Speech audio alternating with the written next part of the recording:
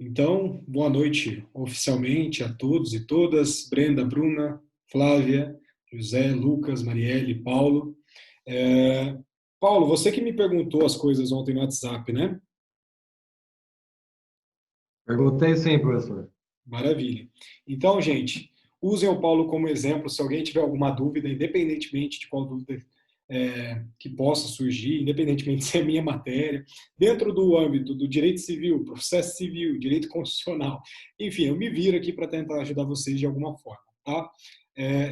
Eu estou à disposição, ainda mais agora que a gente tem essa questão das aulas remotas, né? Em que alguns pontos acabam passando, a gente tem uma emenda, como eu falei para vocês, muito grande, a gente não consegue, a gente aborda tudo, mas aborda de uma forma mais generalizada, mas podem perguntar, eu faço a recomendação, claro, podem me interromper, podem questionar na hora da aula, mas se for o caso, pode questionar depois, pode mandar no grupo, porque como a nossa aula está reduzida, às vezes até uma forma da gente conseguir se comunicar de uma forma melhor. Prometi para vocês, estou finalizando o trabalho, tá? O nosso trabalho ele vai ter um cunho revisional, porque, na verdade, a gente está introduzindo conceitos, né? A gente está trabalhando uma teoria geral dos contratos. Então, a teoria geral dos contratos, nós temos uma infinidade, né, de conceitos. Então, para vocês fixarem alguns conceitos que eu julgo serem mais importantes, né? Todos são importantes, mas dentro da graduação alguns se destacam, né? Então, eu vou fazer um trabalho nesse sentido. Como eu falei para vocês, provavelmente eu vou fazer esse trabalho em dupla para ficar uma coisa mais leve também. Mas eu vou mandar isso para vocês durante essa semana e, obviamente, com todas as instruções no cabeçalho e provavelmente através de áudio no WhatsApp. O Paulo já está ficando um pouco traumatizado com o tempo dos meus áudios, né? Mas eu tento ser o mais breve possível, viu, Paulo? É que às vezes as perguntas são muito complexas também, viu? Não, claro, mas tranquilo, professor. Mas beleza. Então, galera, não vou falar para alguém falar quais princípios nós já estudamos, tá? Não vou fazer isso. Mas lembrem-se que nós já estudamos o princípio ontem, por último, o princípio da força obrigatória dos contratos, o nosso pacta sunt servanda, né?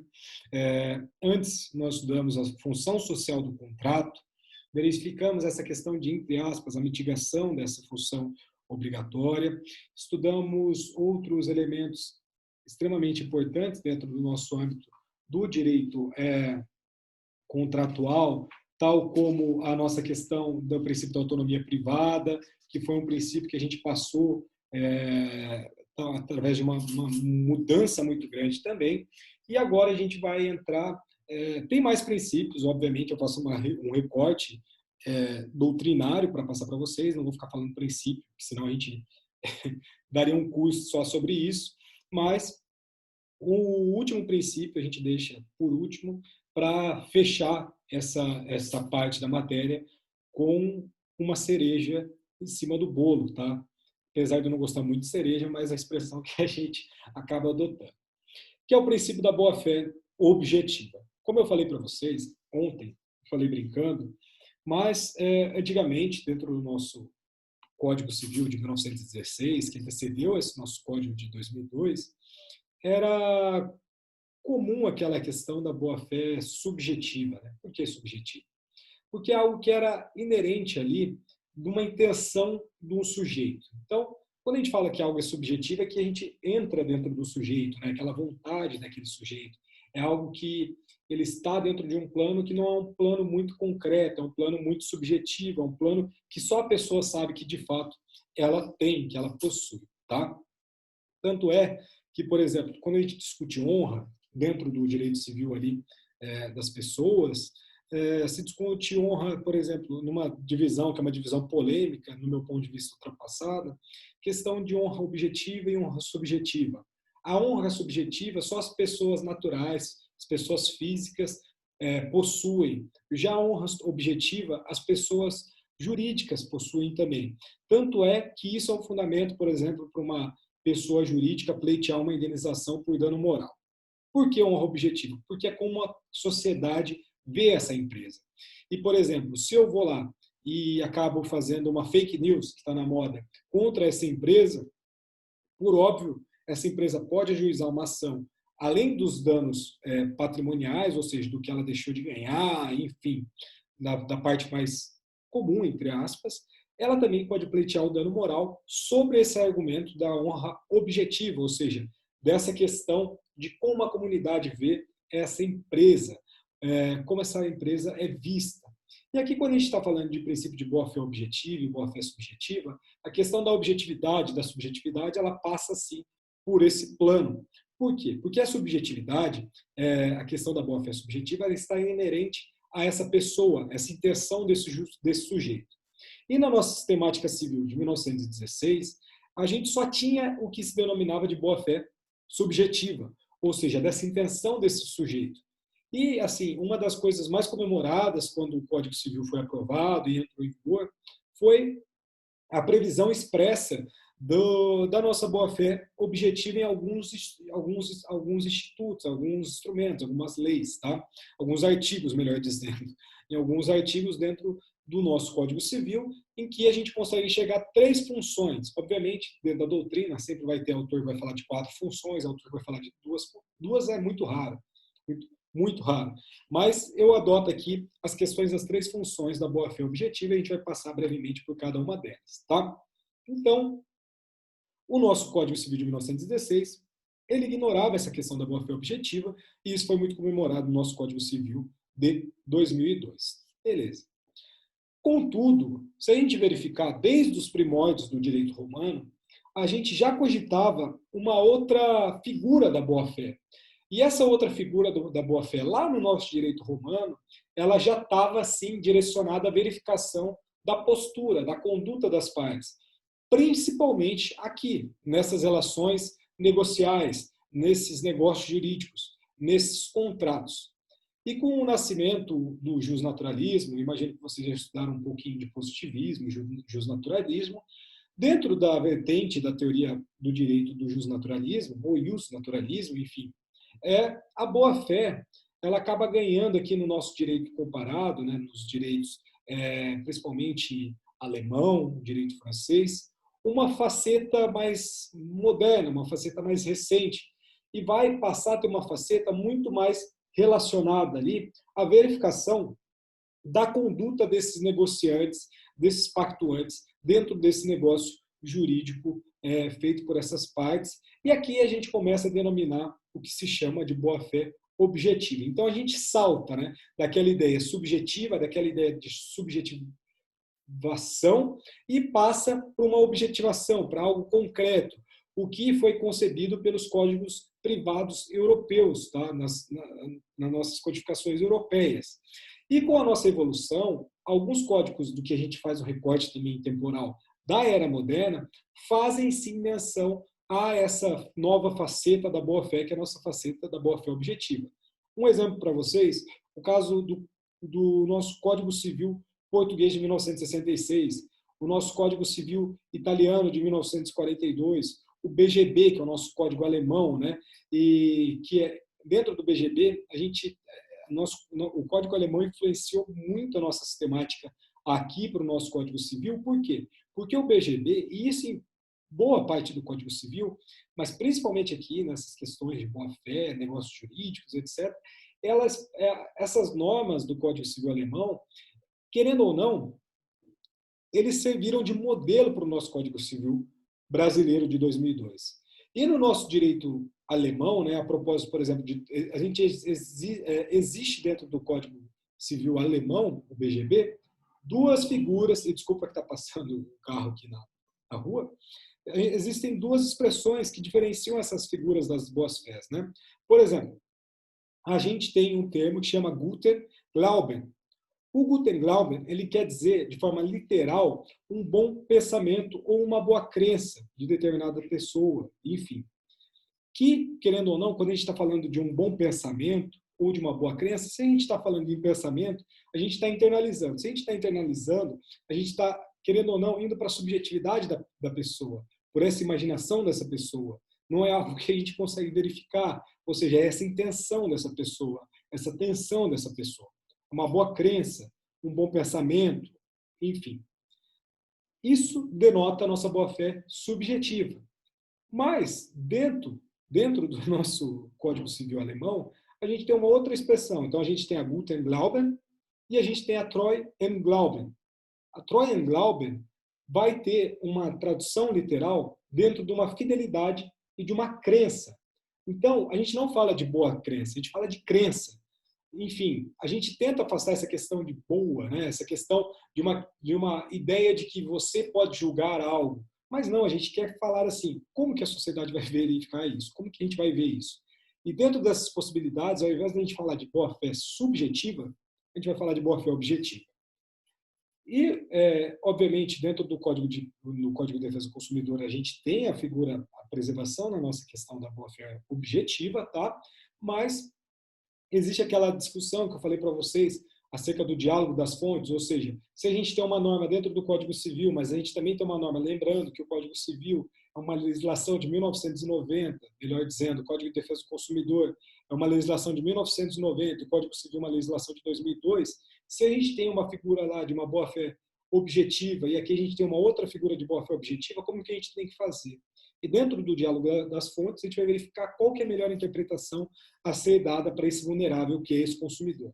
E dentro dessa questão interpretativa, o nosso Conselho da Justiça Federal, e assim, enunciados, o que são esses enunciados? São enunciados doutrinários, ou seja, esse Conselho da Justiça Federal, que possui uma parceria, que é feito em conjunto com o STJ, serve para dar um guia doutrinário para a jurisprudência. Então, muitas questões que passaram para a jurisprudência viram enunciados, ou muitas questões que estavam em discussão se transformam em enunciados para dar um guia para a jurisprudência. Então, na questão, por exemplo, da boa-fé objetiva, nós temos o enunciado 27, que foi aprovado lá na nossa primeira jornada de direito civil, que ele fala para nós que na interpretação de cláusula geral da boa-fé objetiva, deve-se levar em conta o sistema do Código Civil e as conexões sistemáticas com outros estatutos normativos e fatores metajurídicos.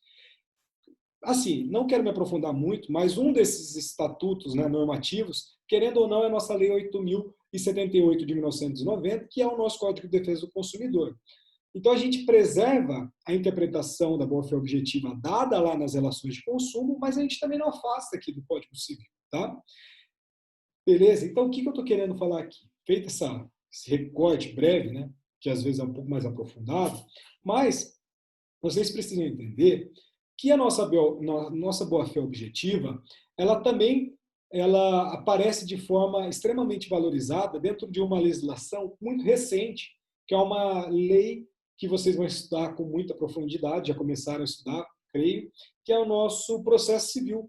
E o nosso Código de Processo Civil de 2015, ele preservou, não, ele aumentou o princípio da boa-fé objetiva no âmbito processual. Então, agora, dentro do nosso artigo 5º do CPC, nós temos uma regra de conduta de todos aqueles que participam ali dessa lide, desse processo, devem se comportar ali de acordo com a boa-fé. Então, todos os sujeitos do processo devem cooperar entre si, para que, querendo ou não, a gente busque ali os efeitos que o nosso código que os resultados que o nosso Código de Processo Civil almeja, ou seja, um tempo razoável de um processo, uma decisão de mérito mais justa, uma decisão de mérito mais efetiva, e a gente tem, então, um dever de colaboração que é interpretado de forma conjunta com a nossa boa-fé objetiva. Tá? Então, entenda que essa postura ela vem sendo adotada pelas nossas legislações. A nossa Lei da Liberdade Econômica ela alterou, e eu já falei isso para vocês de forma breve, ao nosso artigo 113 do nosso Código Civil, que é o nosso artigo que fala da interpretação dos negócios jurídicos, mas a nossa boa-fé objetiva, ela tende a aparecer cada vez mais em nossas vidas, tá? Enfim, para eu tentar dar uma concretude para esse tema, né, se a gente está falando de boa-fé, entenda também que é um instituto gigantesco, né, para se estudar. E vocês vão estudar boa-fé objetiva, como eu falei para vocês ontem, e boa-fé subjetiva durante todo o curso de Direito Civil. Então, direito de família, se discute isso hoje, direito das sucessões, eu acabei de dar uma aula que eu falei um pouco da questão da boa-fé objetiva. Mas aqui, especificamente, no nosso direito dos contratos, né, é, a gente tem uma questão que é muito rotineira de se falar, vamos supor, que a nossa boa-fé objetiva, ela vai ser conceituada como uma conduta, vamos dizer assim, uma conduta leal desses agentes, desses contratantes, tá? Então, é uma conduta leal desses contratantes, é uma conduta que tem que parecer leal, ela deve ser leal, enfim, você tem que mostrar que você está sendo leal, e dentro dessa conduta leal, nós temos outros elementos, outros institutos, que são muito interessantes, que são os nossos deveres anexos. Deveres anexos aparecem aí. Muito, advogado gosta de colocar deveres anexos para se discutir revisão contratual, alguma questão assim. E os deveres anexos de conduta, eles também aparecem aqui, doutrina, jurisprudência, às vezes como deveres ali laterais de conduta, tá? Mas esses deveres anexos dessa conduta, eles são íncitos, né, a qualquer negócio jurídico. Então, qualquer negócio jurídico celebrado, nós teremos esses deveres anexos e esses deveres anexos terão de ser observados. Por quê? Porque se eles não forem observados no plano ali explícito, não existe uma necessidade de previsão desses deveres anexos dentro desse instrumento que as partes estão celebrando, tá? Por quê? Porque esses deveres anexos são matérias que a gente vai estudar, a gente já falou um pouco, mas querendo ou não, são matérias, querendo ou não, até mesmo de ordem pública, ou seja, está muito além. Se você, por exemplo, celebrar um pacto falando, a gente celebra o absurdo, claro, mas a gente celebra que a gente não precisa ter dever de respeito entre nós. Isso é algo inimaginável. Então, você também, quando estiver celebrando o pacto, você não precisa escrever. Precisa existir um dever de as partes pactuam que observarão o dever de respeito na frase pré-contratual, contratual e pós-contratual. Isso não precisa, porque isso, ele, como é um dever anexo de conduta, ele está anexado já. Então a gente tem o contrato principal e ele vem junto. Queira você ou não, ele vai vir junto. Então, dentro dessa boa-fé, que pode sim ser objetiva, tá? Que pode ser sim conceituado como uma exigência de conduta leal desses contratantes, os deveres anexos, eles possuem ali alguns mais gritantes, vamos dizer assim. E aqui eu destaco alguns, e eu vou falar de forma lenta para verificar aí, não sei quem está anotando, eu estava pedindo antes para abrir a câmera, agora eu já estou meio que desistindo, não tem problema. Mas, enfim, na UEL eu enfrento a mesma questão, então não tem problema mesmo, cara. Fiquem à vontade. Se vocês estiverem prestando atenção aqui, para mim isso é o suficiente, tá? Então, fiquem aí confortáveis, não tem problema, tá? Então, dentro desses deveres anexos, nós temos, por exemplo, um dever de respeito, como eu falei para vocês. Dever de respeito. Dever de cuidado em relação a essa outra parte contratante, né? A essa outra parte negocial. Você precisa ter ali um cuidado em relação a essa outra parte negocial. Então, o respeito, né?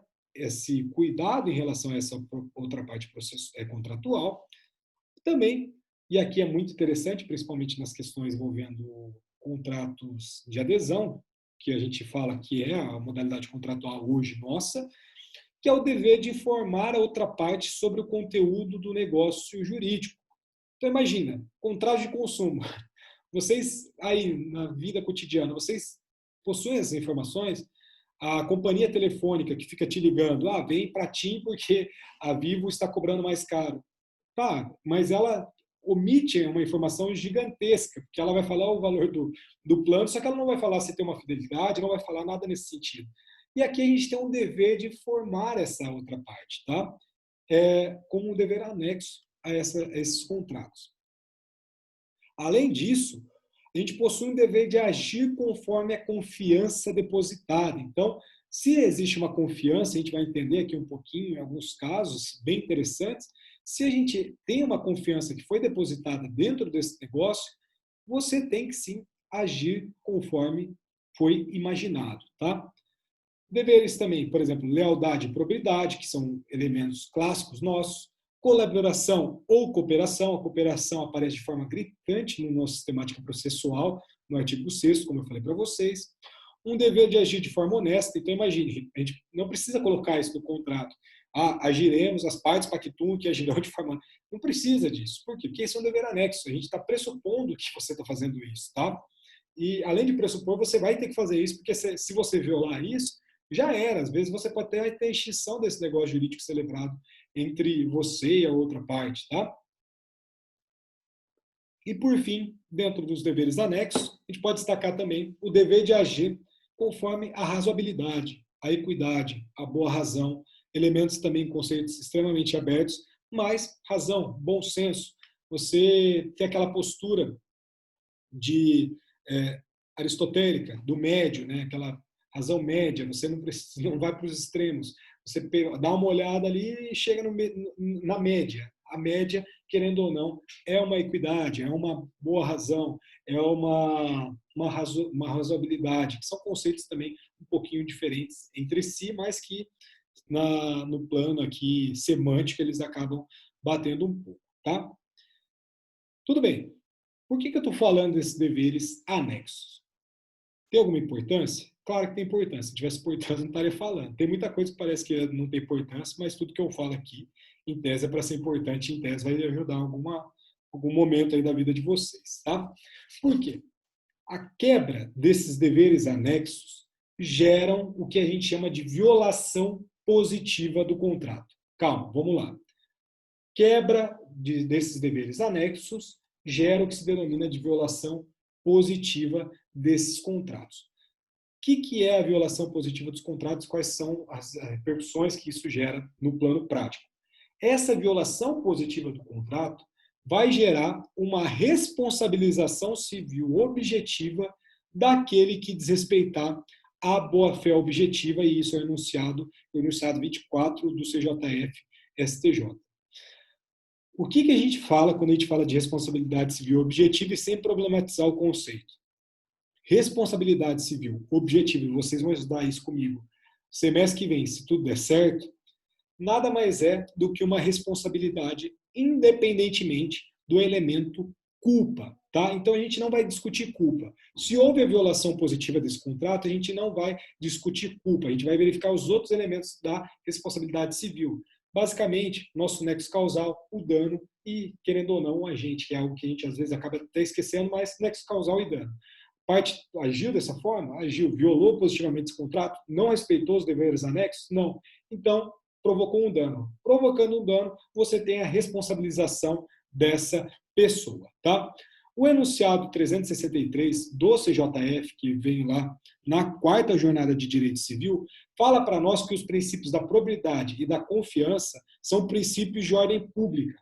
Estando a parte lesada, somente é obrigada a demonstrar a existência da violação, ou seja, bastaria que a parte, ali no caso concreto, demonstrasse a violação ali desses princípios da probidade e da confiança, e se assim o for, querendo ou não, a gente teria sim a responsabilização dessa pessoa que acabou ali não observando essa boa-fé, tá? Essa deveres anexos da boa-fé, tá?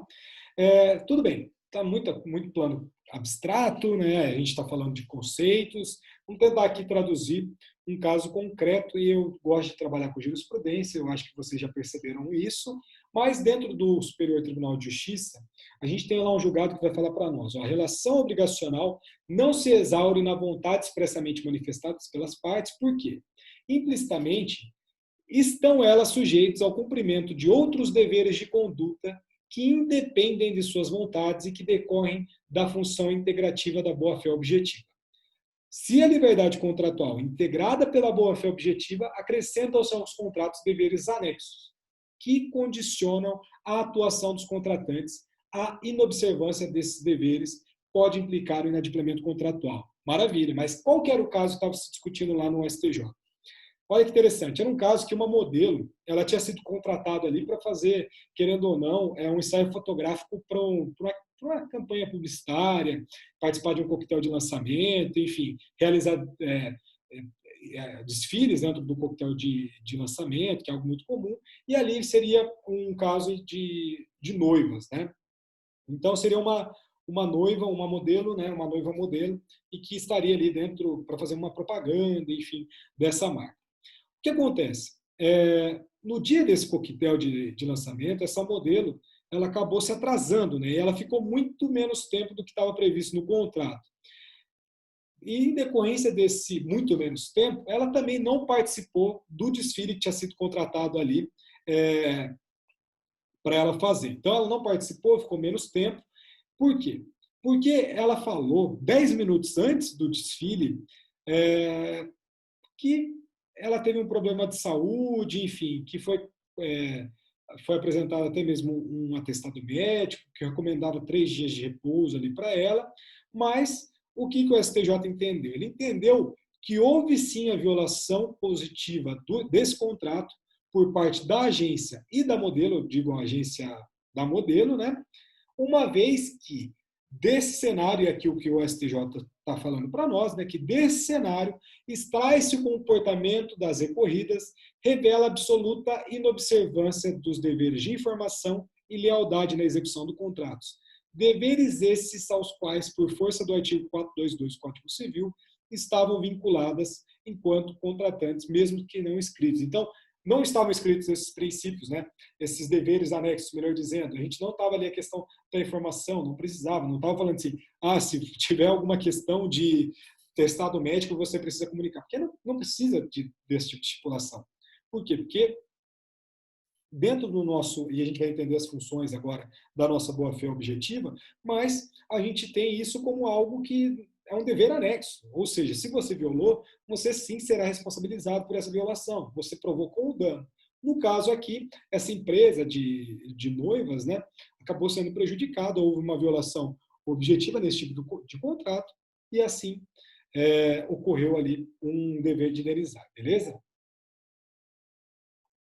Então, avançando um pouquinho aqui, agora a gente vai tentar enfrentar de uma forma muito breve um negócio que, quando eu tive uma aula na especialização, meu professor praticamente perdeu um final de semana tentando explicar.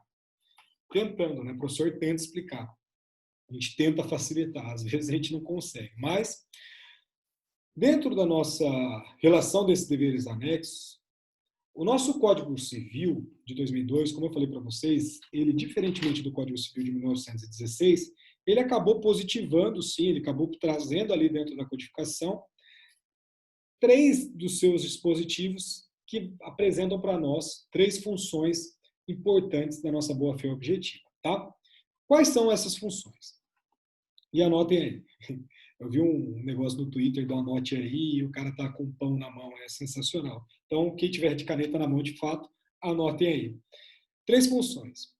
A nossa primeira função é a nossa função de interpretação, que é a regra do caput do artigo 113 do Código Civil, que é esse artigo que eu falei para vocês, que foi modificado pela Lei da Liberdade Econômica, e provavelmente eu não vou tratar a questão aqui da liberdade econômica e vou deixar para vocês fazerem no trabalho, e aí depois a gente discute, porque é algo totalmente novo e é totalmente interessante, e aí é uma boa oportunidade para a gente acabar utilizando ali como método de avaliação e algo que vocês provavelmente vão se interessar também. Então, função de interpretação. O que a gente está querendo falar aqui para nós?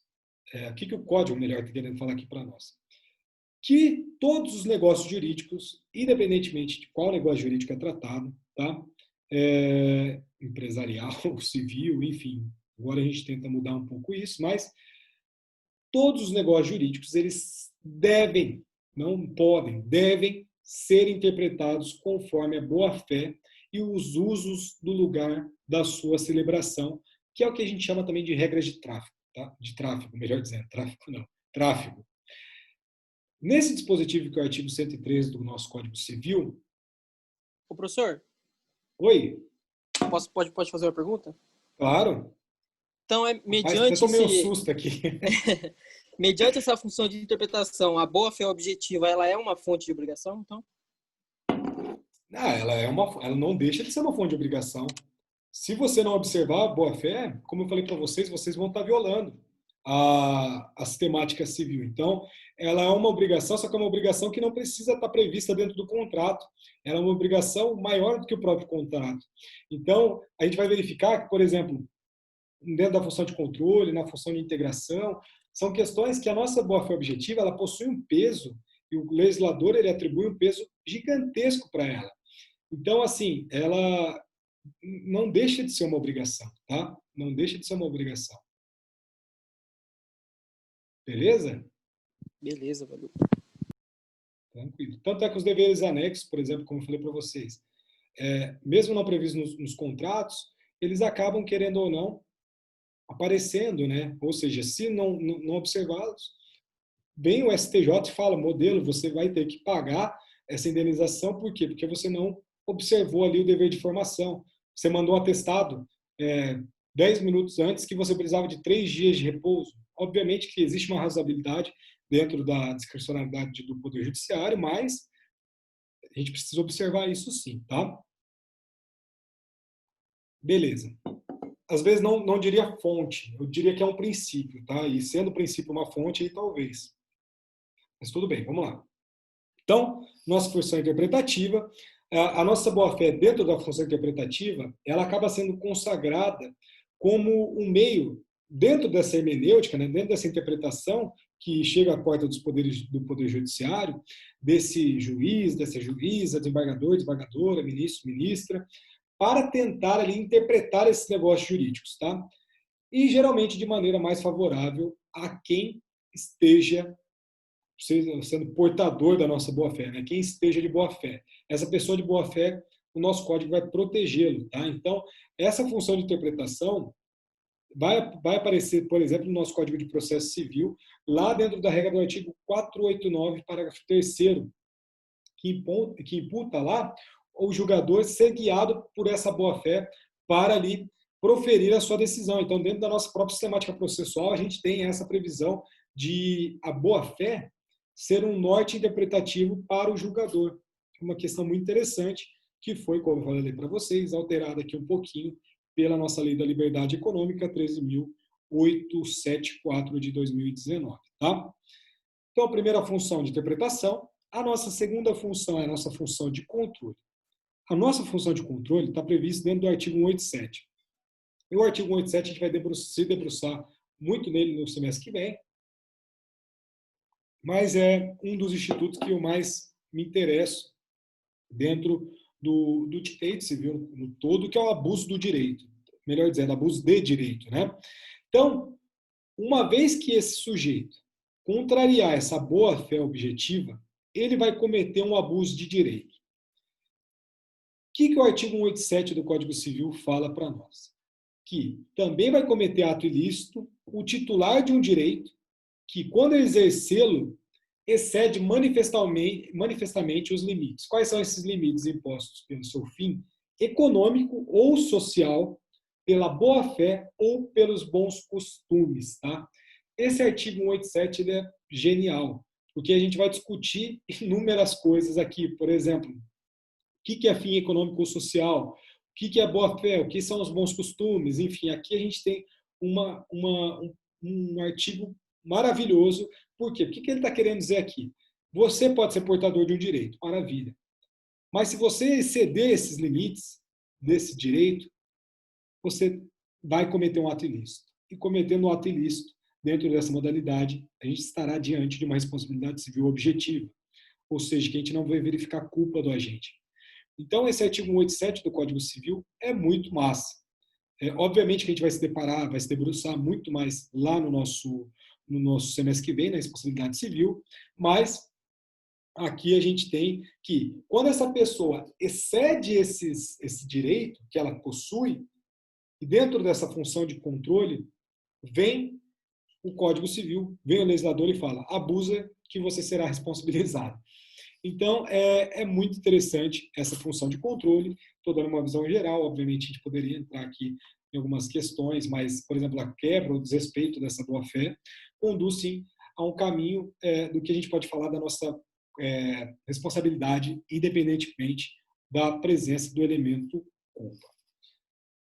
Função de interpretação, função de controle. Artigo 113, caput, função de interpretação. Função de controle, artigo 187 do Código Civil, e, por fim, a nossa função de integração, que é o artigo 422 do Código Civil. O que o artigo 422 do Código Civil fala para nós? Os contratantes são obrigados a guardar, assim, na conclusão do contrato, como em sua execução, os princípios da probidade e boa-fé. O que a gente está querendo dizer aqui? O que é essa função de integração? Que, independentemente da fase em que se encontra este contrato, seja na fase pré-contratual, a gente vai estudar fase contratual e fase pós-contratual, a aplicação da boa-fé estará sempre presente. Tá? Então, sempre estará presente o princípio da boa-fé. E a gente vai estudar a formação dos contratos, quem sabe aí na próxima aula, mas a formação do contrato pré-contratual, contratual, pós-contratual e a boa-fé estará sempre presente. Então, por isso que existe a função de integração na regra do artigo 422 do Código Civil. Artigo 113, Lei da Liberdade Econômica alterou alguma coisinha lá, tá? Eu vou passar o trabalho para vocês especificamente sobre esse artigo 113 do Código Civil e a nossa Lei da Liberdade Econômica, o novo parágrafo primeiro desse dispositivo, enfim. Eu quero trabalhar com vocês porque eu quero também uma visão crítica de vocês acerca do posicionamento favorável ou não, se muda alguma coisa ou se não muda. Foi mais ou menos o que a gente discutiu bastante lá no mestrado e foi uma discussão muito interessante, eu tenho certeza que aqui também será. Então, sim, tranquilo, tá? Não vai ser, tem uma literatura, não é uma literatura extremamente vasta, porque é uma lei de 2019, mas vocês encontrarão com muita facilidade, e na internet, claro, eu não estou falando para vocês, por mais que vocês tenham acesso à biblioteca agora, mas eu quero fazer um negócio sossegado para vocês, mas eu quero trabalhar esse artigo 113 do Código Civil, alterado pela nossa Lei da Liberdade Econômica, e a nossa boa-fé objetiva, tá? Como eu falei para vocês, a nossa boa-fé objetiva, ela tem uma implicação na fase pré-contratual, contratual e pós-contratual. Na fase pré-contratual, o que eu posso trazer para vocês, e lembre-se que eu gosto de trabalhar com jurisprudência, eu estou aqui com alguma jurisprudência, o que a gente tem? E é um dos casos inaugurais aqui na nossa boa-fé objetiva na fase pré-contratual. Vem lá do Tribunal do Rio Grande do Sul. Vocês vão se deparar na prática que o Tribunal do Rio Grande do Sul, o Tribunal de Minas Gerais, o Tribunal de São Paulo, por exemplo, em matéria de direito empresarial, enfim, são principalmente tribunal. O do Rio Grande do Sul, ele é um tribunal, vamos dizer assim, que ele acaba inovando. Principalmente questão de direito de família, tudo que acontece primeiro no Brasil acontece lá no Tribunal do Rio Grande do Sul. Aqui, na nossa fase da boa-fé objetiva pré-contratual, olha que interessante aqui. Empresa SICA, então aqui, primeiros entendimentos jurisprudenciais, tratam da matéria, empresa SICA e foram pronunciados lá pelo nosso Tribunal do Rio Grande do Sul, casos que ficaram conhecidos em todo o Brasil sob a denominação, no nosso caso, dos tomates. O que é o nosso caso dos tomates? Essa empresa, que é essa empresa SICA, ela era uma empresa que distribuía ali sementes a pequenos agricultores ali, gaúchos, né?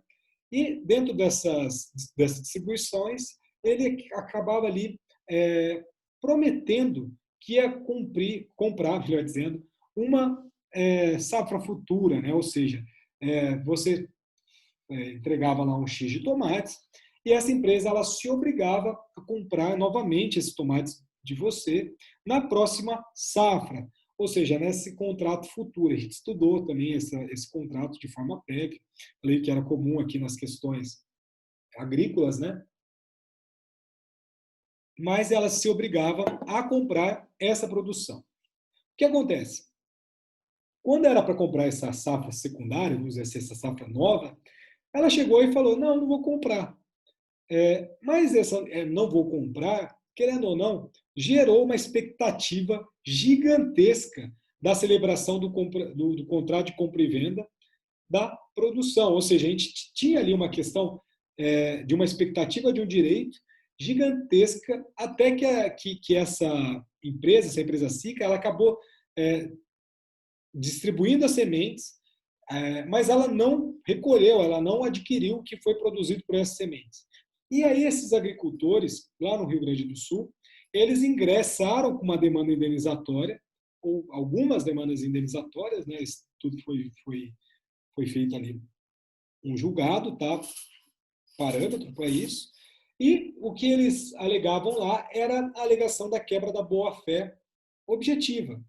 Então, mesmo não existindo qualquer contrato escrito, né, nesse caso, enfim, não existia um contrato escrito, era um tradicional confiança, enfim,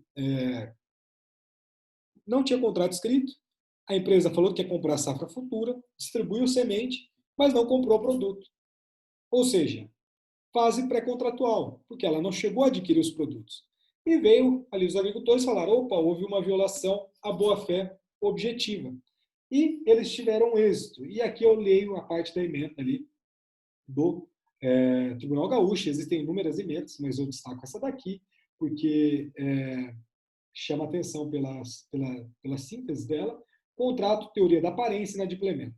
O trato contido na intenção configura contrato, porquanto os produtores, nos anos anteriores, plantaram para a sica e não tinham por que plantar sem a garantia da compra. E aí a empresa foi condenada a indenizar esses agricultores. Olha que interessante, existiu ali uma expectativa dessa compra futura e isso foi um dos motivos para possibilitar a indenização para esses agricultores. Muito legal, e isso é a figura ali da boa-fé objetiva na fase pré-contratual. Um outro exemplo que eu posso trazer para vocês aqui, um exemplo que vem de Brasília agora, veio lá do Superior Tribunal de Justiça, que ocorreu lá no ano de 2013, né? Que foi julgando ali que a parte interessada em se tornar, por exemplo, uma revendedora autorizada de veículos teria o direito, sim, de ser ressarcida dos danos materiais decorrentes da conduta da fabricante. Então, imagina, você vai ser distribuidor dessa fabricante e, querendo ou não, se poderia ou não responsabilizar essa fabricante, né? Então, o que a gente tem lá no Superior Tribunal de Justiça? Ó, no caso que após anunciar em jornal que estaria em busca de novos parceiros, depois de comunicar aquela avaliação positiva que fizera pagamento de determinados valores, rompa de forma injustificada a negociação até então levada a efeito, abstendo-se de devolver as quantias adiantadas. Então, o que a gente tem aqui, nesse caso, nada mais é do que um exemplo muito clássico da nossa quebra do princípio da confiança, ou seja, a gente teve a violação da confiança entre as partes ali, e por óbvio, tendo ali a não observância da confiança, a gente teve o dever de indenizar perante essa fabricante, tá? Enfim. Agora, um outro exemplo que é bem comum aí, que os professores gostam bastante de trazer, trata do caso da IBM, né? A IBM ela tinha feito um contrato de produção ali de alguns produtos de computação de uma empresa que se chamava, como é que era o nome da empresa? Radial. Radial, né? Enfim. O que aconteceu lá? Ela comprou essas peças, mas essas peças ela produziu em uma quantidade tão gigantesca que teve uma demanda super excessiva e essa demanda super excessiva acabou virando sucata. E, querendo ou não, como virou sucata, houve uma desvalorização desses produtos, enfim. O que acontece? Isso chegou também lá no Superior Tribunal de Justiça, tá? E dentro do Superior Tribunal de Justiça, o que ficou decidido? Isso é um julgado mais recente, um julgado de 2017, e ficou lá entendido que, e lá tinha contrato por escrito, tá? Diferentemente do caso que eu tratei anteriormente, aqui tem um contrato por escrito. E olha que interessante, pode ter contrato por escrito ou não, tá? Então, o que a gente teve lá? Então, só para explicando mais um pouquinho o caso, a gente tinha a IBM, que ficou ali pelo desenvolvimento do projeto desse produto de computação. E foram produzidas mais peças do que ali a primeira empresa precisava, né? E essa sobreprodução tornou sucata e deu um inúmero prejuízo para essa primeira. E aqui, além de danos emergentes e lucros cessantes, que é uma figura que a gente vai estudar lá no direito, no nosso dano patrimonial, tá? No nosso dano material, o que o STJ entendeu? Ó, as condutas praticadas pela IBM durante todo o processo negocial pautadas ou não em contrato formal de qualquer natureza, mas suficientemente demonstradas e constantes da sentença e acórdão, estão diretamente ligadas aos prejuízos suportados pela produção das peças que, desnecessariamente produzidas ou produzidas em conformidade com a demanda, mas não adquiridas. Não é preciso investigar a presença ou existência de qualquer outro instrumento contratual que, porventura, tenha sido firmado entre a IBM e a Radial, nem mesmo o teor desse eventual documento, para analisar a responsabilidade da IBM, simplesmente porque não é essa a base da sua responsabilização. Então, apesar aqui desse contrato, ou dessa ausência desse contrato, aqui a gente dane-se, né? O nosso Superior Tribunal de Justiça ele acabou reconhecendo esse dever de indenizar pela IBM quanto aos prejuízos sofridos por essa primeira empresa, que é a Radial, né, o Radial, enfim, não sei qual que é a pronúncia, porque ficou caracterizada que a responsabilidade aqui fundada na confiança visa, assim, proteger os interesses dessas partes, né? E esses interesses, eles transcendem ao próprio indivíduo. Então, por mais que a gente esteja ali numa relação negocial e empresarial, dentro dessa universalidade da boa-fé, né, é imprescindível que qualquer negociação, aqui, isso que eu estou querendo falar, pode ser uma negociação entre vulnerável, uma relação de consumo, e pode ser uma relação aqui dentro de duas gigantes empresas, né? Mas se não ficar resolvida, não ficar observada essa questão da boa-fé objetiva, a gente tem aqui uma violação da confiança. E gerando uma violação dessa confiança, dos respeitos dessas situações de confiança que foram feitas em toda a fase pré-contratual, enfim. Opa, caí, voltei. Estão me ouvindo? Opa, agora sim. Não sei até onde parou, mas eu estava finalizando aqui a questão da confiança da IBM e da Radial aqui. E, enfim, o que eu estou querendo dizer para vocês é que, independentemente se existe contrato, se não existe contrato, se tem previsão, se não tem previsão, se a gente está diante de negócios envolvendo ali relações de consumo ou relações empresariais em duas grandes empresas, se você viola esse princípio da confiança, que é um dever anexo da nossa boa-fé objetiva, a gente vai ter sim um dever de indenizar. E o dever de indenizar, como eu falei para vocês, dentro da violação positiva desse contrato, será um dever de indenizar independentemente de culpa. Beleza? Então, eu queria começar a boa-fé na questão contratual e pós-contratual para caminhar para o final, mas nós estamos em 9h27. Eu vou deixar essas duas partes, que são partes que também a gente vai perder um pouquinho mais de um tempo um pouco mais curto na aula que vem, mas a gente finaliza a boa-fé, que é um instituto que eu faço questão de que vocês aprendam com calma, porque possui uma implicação gigantesca na nossa vida. E aí a gente parte também para a aula que vem para a formação desses contratos. E aqui a gente vai começar a discutir também a fase pré-contratual, contratual, pós-contratual, o que se tem que observar, o que não tem que ser observado. Enfim, deixa eu só fazer a chamada de vocês rapidinho, tá?